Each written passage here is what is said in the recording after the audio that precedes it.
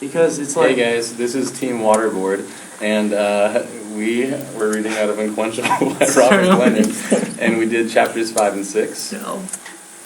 My name's Adam. I'm not doing it. That's Tom, and he's having an issue over there, and I'm Chris. There has always been a fixed amount of water on Earth. Only a finite amount is drinkable, about 1%. That amount of water is still a lot of H2O, enough to fill all the lakes, rivers, and glaciers.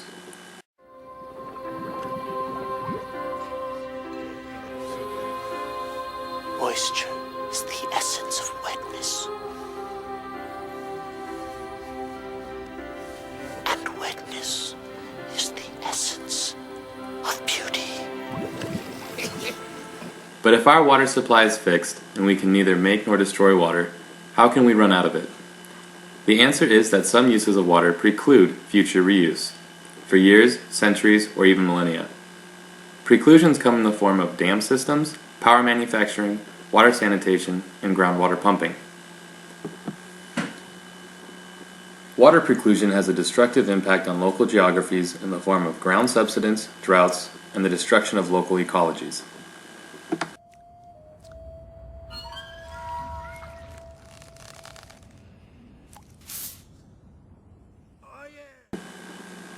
We fight over that 1% of water. What you talking about? What you talking about? What you talking about? What you talking about, Willis? The battle over water is not being viewed as a public concern. It has become a first-in-time, first-in-right practice. This creates conflict between seniors with surface water rights and those who pump the water. To grasp this chaotic system, consider the state of Texas, which uses the right of capture to govern groundwater withdrawals. Befittingly for a Wild West state, each Texan is free to pump or capture unlimited amounts of groundwater, regardless of the consequences to neighbors. Farmers accuse each other of being parasites despite practically engaging in the same practices of mismanagement.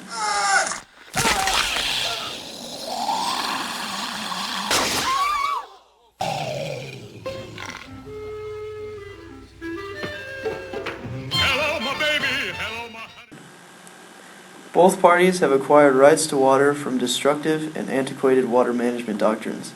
Glennon's conclusions are deferred and considered to be self-evident. You lousy bunch of bleeding hearts. You're not going to intimidate me. I'm entitled to my opinion. Glennon uses a constitutive framework to compose representations of environmental conflicts.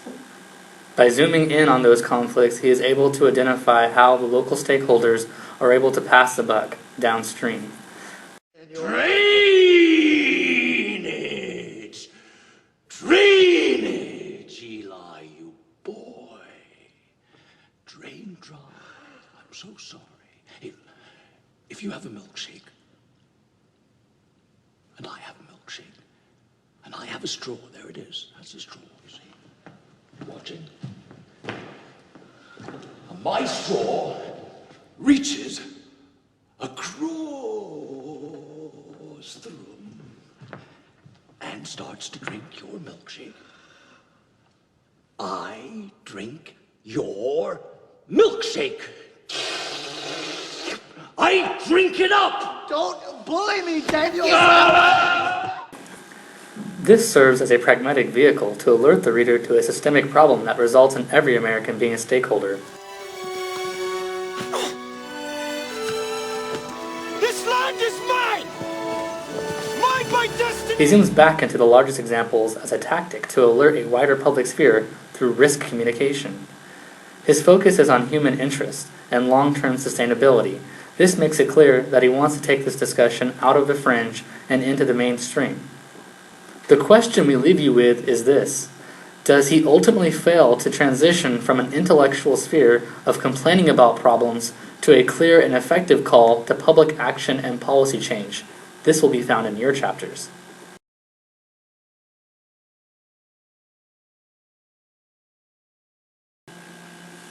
A crisis is a decisive or crucial time, a moment when the ultimate ending remains in doubt, when action might avert catastrophe. Whether the water crisis will turn out benignly or will result in economic collapse depends on how we respond or fail to.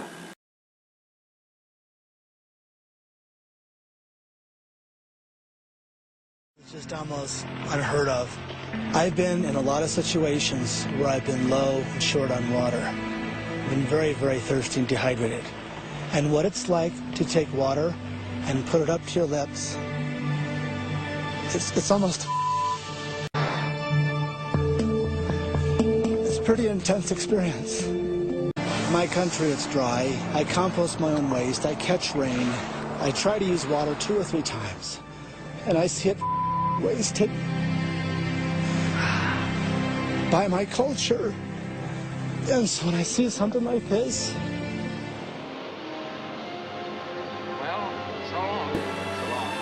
Alright, because I went a little overboard on this thing, the movie's not over. So just stay seated. I made a video cut-up / trailer making sort of a parody of the sort of cynicism that goes on between parties fighting for water rights. It was agreed that I should have to explain this thing since it doesn't really make sense unless you're looking at it through that angle. But because I already did all the work for this thing, you're just gonna have to sit back and watch it.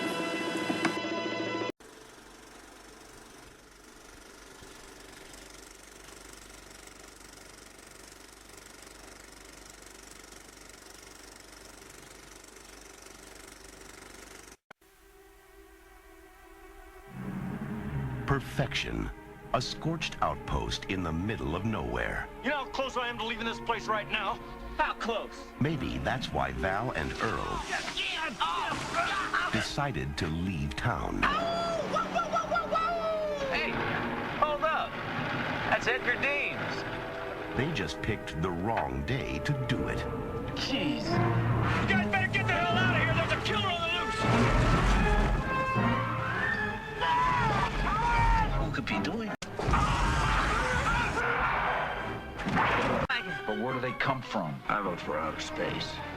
No way these are local boys. You see, they're headed right for it. No Richter scale can measure it. They're coming! No scientist can explain it. Bert, they're under the ground. You didn't get penetration even with the elephant gun. Run, run! And no one knows what to call it. Mega worms or suckers or suckle. Now, it's up to Val and Earl to save the world. That's one big mother. Who died and made you Einstein? And they know just what to do. Flip for it. Damn.